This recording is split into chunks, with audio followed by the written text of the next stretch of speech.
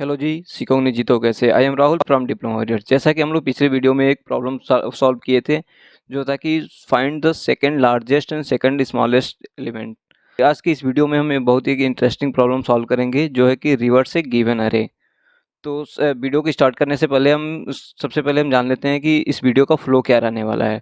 तो first of all हम सबसे पहले प्रॉब्लम स्टेटमेंट को समझेंगे, नेक्स्ट उसके अप्रोच को जानेंगे, देन हम कोड करके देखेंगे, उसकी उस कोड को हम ड्राई रन करके भी देखेंगे, देन लास्ट जो होगा उसकी कम्प्लेक्सिटी को देखेंगे। ठीक है, तो चलिए वीडियो को स्टार्ट करते हैं। तो सबसे पहले हम प्रॉब्लम स्टेटमेंट को समझ लेते हैं। तो जो मेरा प्रॉब्लम स्टेटमेंट क्या कह रहा है, कि जो प्रॉब्लम स्टेटमेंट वो कह रहा है कि रिवर्स द गिवन अरे। ठीक है, तो मुझे एक प्रॉब्लम स्टेटमेंट से पता चल रहा है कि मुझे एक अरे गिवन होगा, उसके बेस पे मेरा टास्क होगा कि रिवर्स द अरे। अरे को रिवर्स करना होगा, उसे प्रिंट करना होगा। ठीक है, इसको हम मल्टीपल एग्जांपल्स के थ्रू समझते हैं। तो फर्स्ट जो मेरा एग्जांपल है वो है 5 4 3 2 1। तो n की वैल्यू यहाँ पे 5 है, तो मुझे इसको इस अरे को रिवर्स करना है। तो रिवर्स करने पे जो क्या आउटपुट मिलेगा वो होगा 1 2 3 4 और 5, क्योंकि इसको हम इस तरह प्रिंट कर देंगे 1 2 3 4 और 5। ठीक है, तो जो इसके बाद हम सेकंड एग्जांपल्स के थ्रू समझे तो देखेंगे कि इसमें n की वैल्यू n इक्वल टू 6 है। मेरा अरे जो है, अरे में एलिमेंट है 10 20 30 और 40। इसको रिवर्स करने पे जो मिलेगा मेरा होगा कि 40 30 20 और 10। ठीक है, तो ये तो हो गया मेरा प्रॉब्लम स्टेटमेंट। देन हम नेक्स्ट बात करते हैं इसके अप्रोचेस के बारे में। ठीक है, अप्रोच अप्रोच में हम दो तरह के अप्रोच को पर बात करेंगे। फर्स्ट जो होगा मेरा ब्रूट फोर्स अप्रोच होगा। ठीक है, ब्रूट फोर्स। देन जो सेकंड होगा वो होगा ऑप्टिमल अप्रोच। ठीक है, तो सबसे पहले हम ब्रूट फोर्स अप्रोच पे बात करेंगे। ब्रूट फोर्स, जो मेरा ब्रूट फोर्स अप्रोच है वो है यूजिंग ए एक्स्ट्रा स्पेस। ठीक है, एक्स्ट्रा अरे लेके हम इसके थ्रू हम प्रॉब्लम के सॉल्यूशन को फाइंड आउट करने की कोशिश करेंगे। तो जो इसमें हम ब्रूट फोर्स अप्रोच में उसके सबसे पहले हम अप्रोच की बात करेंगे। ठीक है, कि इस मेथड में कौन सा अप्रोच हम यूज करेंगे। तो इसमें हम एक सबसे स्टेप के थ्रू समझ लेते हैं। सबसे पहले हम एक आंसर नाम का एक अरे क्रिएट करेंगे, उसको डिक्लेयर करेंगे। ठीक है, जो इस अरे का साइज होगा सेम होगा जो इनपुट में अरे दिया हुआ है। अगर इनपुट में अरे का साइज 5 है, इसको भी हम 5 साइज का एक एक्स्ट्रा अरे क्रिएट करेंगे। ठीक है, उसके बाद जो इसको हम सेकंड स्टेप में होगा कि उसको हम आइट्रेट करेंगे, जो कि लास्ट जिसे n की वैल्यू 5 है, तो 5 से हम स्टार्ट करेंगे, आइट्रेट करते करते 0 तक आएंगे। ठीक है, जब तक होगा जब तक n बाई 2 तक नहीं होता है, कि अरे का साइज n बाई 2 तक, अगर n की वैल्यू 5 है, अगर 6 है 6 बाई 2, तो 3 तक, और 3 तक उसको हम आइट्रेट करेंगे। ठीक है, तो इसको हम एक एग्जाम्पल के थ्रू समझने की कोशिश करें। तो जो मेरा एक इनपुट अरे है, ठीक है, इनपुट अरे ले लेते हैं, उसके बाद हम समझने की कोशिश करेंगे।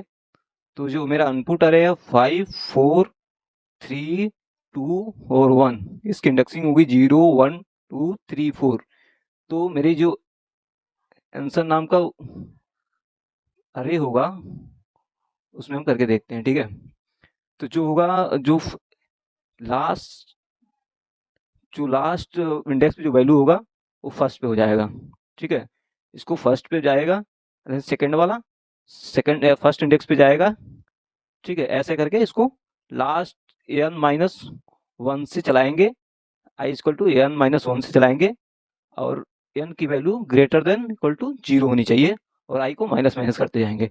इस तरह मेरा अरे रिवर्स होता जाएगा। ठीक है, तो ये तो हो गया मेरे एग्जांपल्स के थ्रू मैंने समझ लिया। देन हम नेक्स्ट इसके बात करते हैं कि इसको हम कोड करके देख लेते हैं। ठीक है, कोड करने से आपको अच्छे से समझ में आएगा।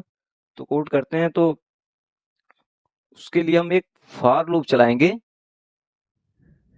फॉर लूप चलाने से पहले मुझे एक अरे इन स्लाइस आंसर नाम का एक अरे डिक्लेयर करना पड़ेगा। ठीक है, सर इक्वल टू न्यू इंट, जो साइज होगा वो सेम होगा। ठीक है, जैसे मुझे इनपुट अरे में अगर साइज n है, तो इसमें भी n साइज का हम अरे लेंगे। ठीक है, उसके लिए आइट्रेट करने के लिए हम एक फॉर लूप चलाएंगे। तो जो i equal to n minus 1 से स्टार्ट करेंगे, और i की value greater than equal to 0 होनी चाहिए, ठीक है? और i को माइनस माइनस करते जाएंगे, ठीक है? उसके बाद जो होगा कि मुझे आंसर अरे में n minus I minus one position पे हम अरे के जो करंट एलिमेंट में जो वैल्यू होगा उसको हम इनिशियलाइज करते जाएंगे, ठीक है? तो ये हो गया मेरा कोड, ठीक है? तो इसको अगर हम ड्राई रन करके देखें तो मुझे और क्लियर हो जाएगा मेरा कंसेप्ट। तो ठीक है, तो उसके लिए हम एक जो मेरा इनपुट अरे है उसको हम लेते हैं, ठीक है? तो मेरा जो इनपुट अरे है वो है 5 4 3 2 और 1, सॉरी 1, ठीक है? इसके इंडेक्सिंग है 0 1 2 3 4, ठीक है? तो उसके बाद ये तो हो गया मेरा इनपुट अरे। उसके बाद हम जो मैंने आंसर नाम का अरे लिया था उसको ले लेता हूँ मैं। उसकी वो भी सेम साइज का है, तो इसकी भी इंडेक्सिंग हम कर लेते हैं 1 0 1 2 3 4, ठीक है? तो जो इसका अगर हम इसको ड्राई रन करके देखें तो देखेंगे कि जो मेरी n की वैल्यू है n इक्वल टू 5 है, ठीक है? जो कि अरे का मेरा साइज 5 है क्योंकि इनपुट इनपुट दिया हुआ है, ठीक है? तो जो मेरा i की वैल्यू स्टार्ट होगी i equal to sorry right में लिखता हूँ कि i की वैल्यू यहाँ पे फर्स्ट स्टेप में क्या होगा, i इक्वल टू आई की वैल्यू n माइनस वन होगा, तो n की वैल्यू 5 है माइनस वन की i की वैल्यू क्या हो गई 4 हो गई, ठीक है?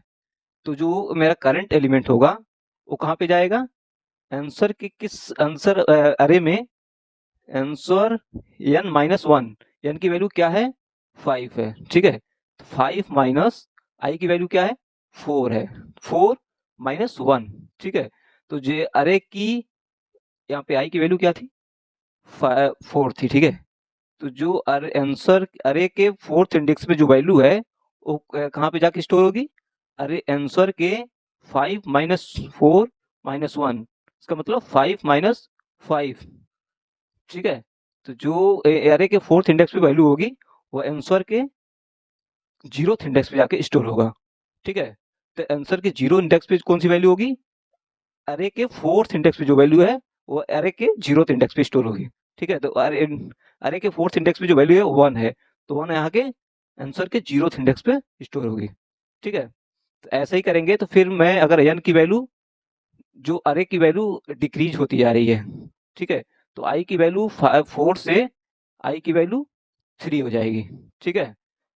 i की वैल्यू अगर 3 हो गई तो देन हम देखेंगे कि आंसर में अरे के जो थर्ड इंडेक्स पे जो वैल्यू है वो कहाँ पे स्टोर होगी, आंसर के n minus one n minus I minus one position पे। तो n की वैल्यू क्या हो गई, n की वैल्यू तो डिक्रीज नहीं हो रही है तो सेम रहेगी, ठीक है? तो 5 माइनस आई की वैल्यू क्या है 3, 3 माइनस वन पे अरे के थर्ड इंडेक्स पे की वाली वैल्यू स्टोर हो जाएगी, ठीक है? तो आंसर के 5 minus 3 minus one 5 minus 4 equal to अरे के थर्ड इंडेक्स, मतलब अरे के थर्ड इंडेक्स पे जो वैल्यू होगी वो अरे के फर्स्ट इंडेक्स वाली आंसर वाली जो अरे के थर्ड इंडेक्स की वैल्यू होगी वो आंसर के फर्स्ट इंडेक्स पे स्टोर होगी, ठीक है? अरे के जो थर्ड इंडेक्स पे जो वैल्यू है 2 है तो आंसर के फर्स्ट इंडेक्स पे स्टोर होगी, तो 2 यहाँ पे आ जाएगा, ठीक है? इसको हम अगर नेक्स्ट पेज पे समझने की कोशिश करें तो नोट कर लेते हैं हम, answer n minus I minus one पे जो वैल्यू होगा वो अरे के पोजीशन पे स्टोर होता रहेगा, ठीक है? तो जो मेरा अरे था उसको नोट डाउन कर लेते हैं हम, 5 4 3 2 1, जो मेरा आंसर नाम का अरे था उसमें हम नोट डाउन कर लेते हैं। तो जो मैंने स्टोर किया था जीरो इंडेक्स पे वन, वन इंडेक्स पे टू, तो 0 1 1 2 ये हो गया सेकंड, थर्ड और फोर्थ, ठीक है? तो इसके बाद हम देखते हैं कि अगर मेरी जो n की वैल्यू तो 5 थी और i की वैल्यू 3 हो गई थी, सॉरी, तो n की वैल्यू 5 था और i की वैल्यू i की 0 1 2 3 4, तो जो i की वैल्यू थी वो थी 3, ठीक है। 3 तो हो गया था, इसको डिक्रीज आई, यहाँ पे आई की वैल्यू डिक्रीज हो जाएगी -1 से, तो ये हो जाएगा आई की वैल्यू 2 हो जाएगा, ठीक है। उसके बाद हम देखते हैं कि जो अरे के सेकंड इंडेक्स पे जो वैल्यू है वो कहाँ पे स्टोर होगा, वो होगा कि आंसर के n माइनस आई, n की वैल्यू 5 है, 5 माइनस 2 माइनस 1 पोजीशन पे, ठीक है। ये हो जाएगा अरे के सेकंड इंडेक्स पे जो वैल्यू है वो स्टोर होगा, तो ये हो जाएगा आंसर के 5 माइनस 3 2 पे अरे का सेकंड इंडेक्स वैल्यू स्टोर हो जाएगी, ठीक है। तो अरे के सेकंड इंडेक्स पे कौन सी वैल्यू है, अरे के सेकंड पे थर्ड है, 3 है, ठीक है। इसलिए आंसर के सेकंड पे स्टोर हो जाएगा, ठीक है। तो 3 है तो 3 हो जाएगा, ठीक है। ऐसे ही उसके बाद जो आई की वैल्यू होगी एक डिक्रीज हो जाएगी, ठीक है। आई की वैल्यू क्या हो गई, 1 हो गई, ठीक है। देन हम नेक्स्ट करेंगे, तो जो आंसर के जो अरे के सॉरी अरे के फर्स्ट इंडेक्स पे जो वैल्यू होगी कहाँ पे स्टोर होगी, वो होगी आंसर के n माइनस आई, एन की वैल्यू अभी वही है 5 माइनस आई की वैल्यू क्या है 1 माइनस 1, ठीक है। तो आंसर के थर्ड इंडेक्स पे कौन सी वैल्यू स्टोर होगी, अरे के फर्स्ट इंडेक्स की जो वैल्यू होगी। तो अरे के फर्स्ट इंडेक्स पे कौन सी वैल्यू है, वो है 4, ठीक है। 4 कहाँ पे स्टोर होगा, वो अरे आंसर अरे के थर्ड इंडेक्स पे, ठीक है। तो ये हो जाएगा थर्ड इंडेक्स पे अरे कि 4 स्टोर हो जाएगा। देन आई की वैल्यू अपडेट होके फिर 1 से 0 हो जाएगी, ठीक है। तो आई की वैल्यू 0 हो गई, तो अब देखेंगे कि अरे के 0 इंडेक्स पे जो वैल्यू है कहाँ पे स्टोर होगा, आंसर अरे के n minus I minus 1, n की वैल्यू 5 है, आई की वैल्यू 0 माइनस 1 पे, ठीक है।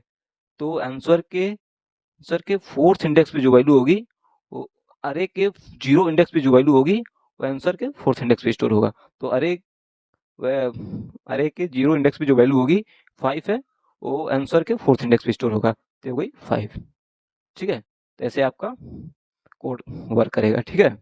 ये तो कोई कोड करके देख लिया, उसके बाद हम इसको कोड को हम रन करके देख लेंगे, जिससे हमको और आसानी से प्रिंट करके देख लेंगे, आसानी से समझ में आ जाएगा, ठीक है।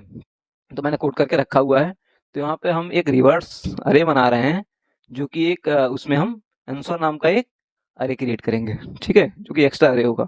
उसके बाद हम एक लूप चला रहे हैं, आइटरेट कर रहे हैं एलिमेंट को, आई की वैल्यू n माइनस 1 से स्टार्ट करेंगे, जो कि लास्ट से स्टार्ट करेंगे, जो कि आई की वैल्यू फिर कहाँ तक जाएगी, 0 equal to greater than equal to 0 तक, मतलब 0 तक जाएगी, ठीक है। उसके बाद आई की वैल्यू को हम डिक्रीज करते रहेंगे, ठीक है। उसके बाद जो अरे के यहाँ पे हम अरे के करंट एलिमेंट पे जो वैल्यू होगा वो इस वेरिएबल में स्टोर होता रहेगा, आंसर के n minus 1 minus 0 n minus I minus 1 position पे स्टोर होता रहेगा, ठीक है।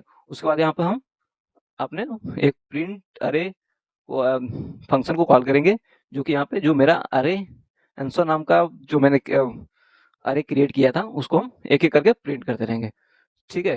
तो इसको हम अगर हम रन करके देखें,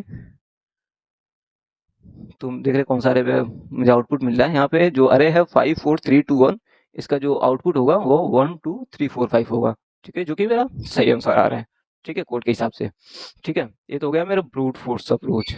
इसके बाद हम इसके ब्रूट फोर्स अप्रोच की हम टाइम कम्प्लेक्सिटी की अगर बात करें, टाइम कम्प्लेक्सिटी, ठीक है, टाइम कम्प्लेक्सिटी की बात करें तो इसमें हम केवल एक सिंगल ट्रेवर्सल कर रहे हैं, ठीक है, सिंगल ट्रेवर्सल यूज कर रहे हैं, इसलिए इसकी जो टाइम कम्प्लेक्सिटी होगी बिग ऑफ एन होगी, ठीक है। इसकी आप कोड में ही देखें आप, तो हम एक सिंगल ट्रेवर्सल ही तो कर रहे हैं, एक फॉर लूप यूज कर रहे हैं, ठीक है। तो इसलिए इसकी time complexity big of N हो जाएगी, ठीक है। इसके हम अगर स्पेस कम्प्लेक्सिटी की बात करें, तो स्पेस कम्प्लेक्सिटी क्या होगी कि इसमें हम एक तो लूप चला रहे हैं, उसमें हम एक एक्स्ट्रा अरे अरे क्रिएट कर रहे हैं आंसर नाम का, ठीक है। इसमें हम एलिमेंट को स्टोर कर रहे हैं, ठीक है। तो एन की वैल्यू पे डिपेंड करेगा ना, कि अगर एन की वैल्यू 6 है तो 6 सम एलिमेंट इसमें हम स्टोर करेंगे आंसर नाम के वेरिएबल में, इसलिए इसकी जो स्पेस कम्प्लेक्सिटी होगी बिग ऑफ एन होगी, ठीक है। एज हो गई मेरी टाइम और स्पेस कॉम्प्लेक्सिटी की बात मैंने कर ली। अब हम चलते हैं इसके ऑप्टिमल अप्रोच पर बात करते हैं, ठीक है। तो जो ऑप्टिमल अप्रोच का इंट्यूशन होगा, ये होगा कि इसमें हम ब्रूट फोर्स अप्रोच में देख रहे हैं कि इसकी time complexity B of N हो रही है, जो इसमें इसकी space complexity B of N होगी, ठीक है। इसका तो ऑप्टिमल अप्रोच का इंट्यूशन यही होगा कि इसके हम स्पेस कॉम्प्लेक्सिटी को बीगो ऑफ एन से रिड्यूस करके बीगो ऑफ वन तक जाएंगे, ठीक है। स्पेस को नहीं यूज करेंगे, ठीक है। तो हम इसमें ऑप्टिमल अप्रोच की बात करेंगे, ठीक है। तो जैसा कि हम लोग पिछले ब्रूट फोर्स अप्रोच में हम एक मेथड मतलब एक एक्स्ट्रा स्पेस ले रहे थे, उसके उसमें हम स्टोर कर रहे थे, ठीक है। तो इसमें इसमें हम रिमूव करने की कोशिश करेंगे। जो ऑप्टिमल अप्रोच है उसका नेम है space optimised iterative method, space optimised iterative method, ठीक है। तो इसमें अगर हम इस अप्रोच को स्टेप के थ्रू समझें तो इसमें क्या होगा कि हम एक दो पॉइंटर लेंगे, एक पॉइंटर होगा P1 और सेकंड जो होगा P2, ठीक है। इसको हम अगर हम अरे के थ्रू समझें तो अगर मेरा जो अरे है 5 4 3 2 और 1, ठीक है, सॉरी 1, तो 0 1 2 3 4, ठीक है। तो जो मेरा P1 पॉइंटर होगा उसको हम फर्स्ट इंडेक्स पे रखेंगे, मतलब 0 इंडेक्स पे रखेंगे। जो P2 होगा उसको हम लास्ट इंडेक्स पे रखेंगे, ठीक है। उसके बाद हम P1 को P2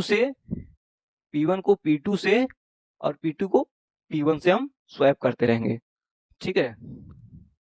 उसके बाद हम स्वैप करने के बाद P1 को एक एक इंक्रीज करते जाएंगे, उसके बाद P2 को एक एक डिक्रीज करते जाएंगे। ये कब तक चलेगा? ये प्रोसेस तब तक रिपीट होता रहेगा जब तक इसकी साइज n/2 तक हम इसको चलाएंगे, ठीक है। कि जब तक वैल्यू P1 की वैल्यू जब तक P2 से छोटी है तब तक ये चलेगा, ठीक है।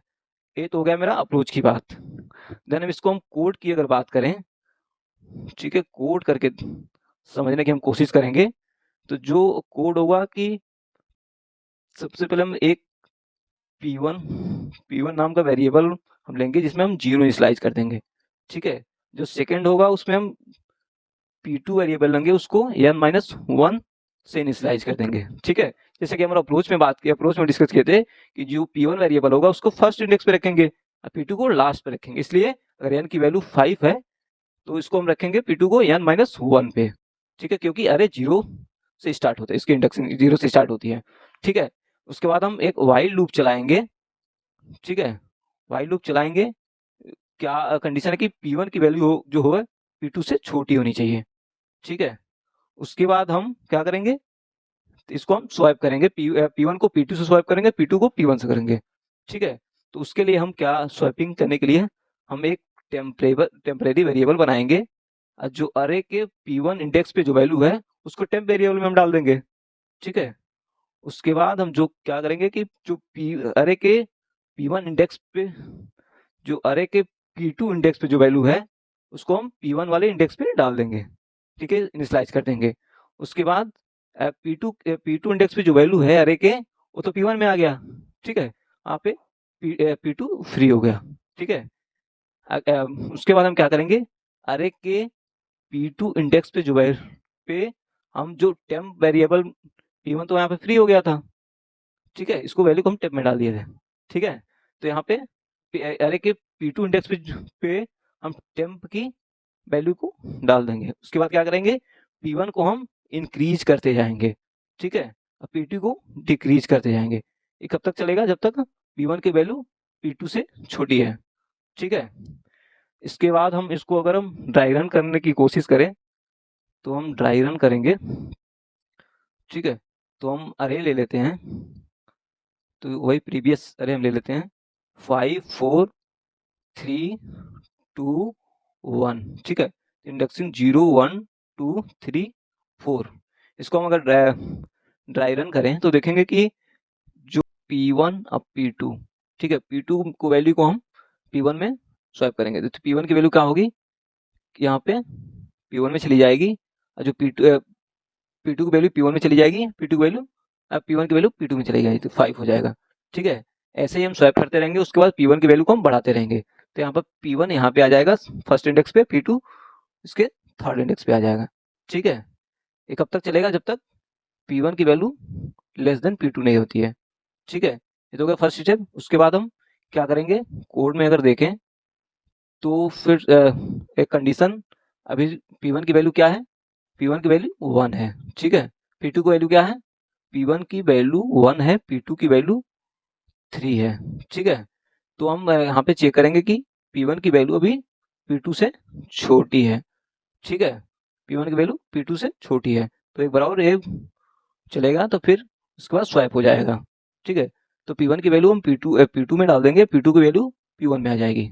ठीक है, तो जो P2 की वैल्यू है, अगर इसमें हम एक नए इसमें हम देखें तो 0 1 2 3 और 4। ठीक है, तो जो फर्स्ट पे जीरो इंडेक्स पे होगा 1 आफ्टर स्वैपिंग, और जो इसकी वैल्यू क्या होगी 5। ठीक है, तो P1 इस टाइम है फर्स्ट इंडेक्स पे है, P2 थर्ड इंडेक्स पे है। ठीक है, तो एक तो स्वैप हो जाएगा, तो जो P1 की वैल्यू फोर्थ है P2 पे चली जाएगी, फोर्थ हो जाएगा, P2 की वैल्यू P1 पे हो जाएगा, स्वैप हो जाएगा। तो P2 की वैल्यू 2 थी, तो P2 यहाँ पे आ जाएगा। उसके बाद अब फिर हम चेक होगा कि देन P1 की वैल्यू क्या होगी, अब P1 की वैल्यू 1, P1 की वैल्यू अपडेट हो जाएगी। P1 की वैल्यू जो 1 है वो 2 हो जाएगी, या P2 की वैल्यू डिक्रीज हो गई, ये भी 2 हो जाएगा। ठीक है, तो P1 की वैल्यू 2 और P2 की वैल्यू 2 हो गई। ठीक है, तो इसको कोड में देखते हैं, तो जो P1 की वैल्यू फिर चेक होगा कि P1 की वैल्यू क्या P2 से छोटी है। P1 की वैल्यू क्या थी मेरी 2, और P2 की वैल्यू 2, दोनों P1 और P2 की वैल्यू दोनों की सेम है। ठीक है, तो हम यहाँ पे चेक करेंगे कि यहाँ पे कंडीशन वाई कंडीशन में चेक होगा कि क्या 2 से छोटा है, नहीं है। ठीक है, तो फॉल्स हो जाएगा। ठीक है, तो कोड नहीं चलेगा। उसके बाद जो सेकंड इंडेक्स पे जो वैल्यू थी वही रह जाएगी। ठीक है, जो कि 3 था। तो ऐसे ही इस कोड का फ्लो काम करेगा। और ठीक है, तो ये तो हो गया कोड। कोड को हम रन करके देख लेंगे तो और आपको समझ में आएगा कि यहाँ पे मैंने क्या किया है। सबसे पहले मैंने एक रिवर्स अरे नाम का एक फंक्शन क्रिएट किया है। उसके बाद P1 में हम जीरो इनिशियलाइज कर दे रहे हैं, और P2 वेरिएबल में n-1 पे पोजीशन पे जो अरे वैल्यू है उसको हम P2 में इनिशियलाइज कर दे रहे हैं। ठीक है, उसके बाद यहाँ पे व्हाइल लूप लगा रहे हैं। उसके बाद कंडीशन चेक करें कि जो P1 की वैल्यू है P2 से अगर छोटी है तो ठीक, जो देन तो P1 इंडेक्स पे जो वैल्यू है, P1 इंडेक्स पे जो वैल्यू इसको टेम्प वेरिएबल में डाल देंगे। उसके बाद जो P2 की यहाँ पे, उसके बाद तो P1 इंडेक्स पे जो वैल्यू तो फ्री हो गया, देन उसको करेंगे P2 इंडेक्स पे जो वैल्यू होगी उसको P1 में डाल देंगे, स्वैप करेंगे बेसिकली। ठीक है, उसके बाद P1 को अपडेट करते रहेंगे, इंक्रीज करते रहेंगे, P2 को डिक्रीज करते रहेंगे। ठीक है, उसके बाद हम क्या करेंगे, जो अरे वेरिएबल में मतलब सेम अरे में वैल्यू अपडेट हो रही है। ठीक है, तो इसको हम जो अरे ARR नाम का जो अरे है उसको हम प्रिंट कर देंगे। ठीक है, यहाँ पे हम प्रिंट अरे नाम का एक फंक्शन मैंने क्रिएट किया है वैल्यू को अरे ARR अरे के जो एलिमेंट है उसको प्रिंट कराने के लिए। ठीक है, तो इसको हम अगर हम रन करके देखें तो जो मेरा आउटपुट आ रहा है 1 2 3 4 5, तो इसको अगर हम मैंने जो अरे है मेरा 5 4 3 2 1, तो इसका रिवर्स करने के बाद 1 2 3 4 5 आएगा। ठीक है, इसका मतलब मेरा आंसर सही है। ठीक है, ये तो हो गया मेरा कोड करके मैंने देख लिया। देन इसके हम टाइम कम्प्लेक्सिटी की बात करें, टाइम कम्प्लेक्सिटी, टाइम कम्प्लेक्सिटी। ठीक है, तो हम देखेंगे कि इसमें हम क्या यूज किए थे। कोड में अगर देखने की कोशिश करें तो मैंने एक वाइल लूप केवल चेक किया था। ठीक है, और कोई ये तो इसलिए इसकी टाइम कम्प्लेक्सिटी जो होगी बिग ऑफ n हो जाएगी। ठीक है, उसके बाद हम स्पेस कम्प्लेक्सिटी की अगर बात करें तो हम देख रहे हैं कि स्पेस कम्प्लेक्सिटी की, जैसे मैंने प्रीवियस देखा था कि ब्रूट फोर्स अप्रोच में मैंने एक एक्स्ट्रा अरे यूज किया था आंसर नाम का, उसमें हम वैल्यू को इनिशियलाइज कर रहे थे। ठीक है, इसलिए उसकी कम्प्लेक्सिटी बिग ऑफ n थी। इसमें हम देख रहे हैं कि ये जो अरे नाम का इनपुट अरे मुझे गिवन है, हम उसी में वैल्यू को अपडेट करते जा रहे हैं। ठीक है, इसलिए इसकी स्पेस कम्प्लेक्सिटी होगी वो बिग ऑफ 1 होगी। ठीक है, तो मैंने बेसिकली देखा कि जो ब्रूट फोर्स अप्रोच था उसकी टाइम कम्प्लेक्सिटी थी बिग ऑफ n। ठीक है, जो स्पेस कम्प्लेक्सिटी थी बिग ऑफ n, दोनों की इस टाइम और space complexity big of n थी। इसमें हम देख रहे हैं कि जो मेरा ऑप्टिमल अप्रोच है उसकी time complexity big of n है, जो स्पेस कॉम्प्लेक्सिटी है बिग ऑफ 1 है। ठीक है, तो यहाँ इस अप्रोच में हम देख रहे हैं कि हम केवल स्पेस को ऑप्टिमाइज कर रहे हैं किए हैं। ठीक है, इसलिए जो मेरा ऑप्टिमल अप्रोच है वो ब्रूट फोर्स अप्रोच से बेटर है। ठीक है, तो इसलिए हम इसको ब्रूट फोर्स अप्रोच की जगह पे हम ऑप्टिमल अप्रोच को यूज करेंगे। ठीक है, thank you for watching till the end, see you soon in next video.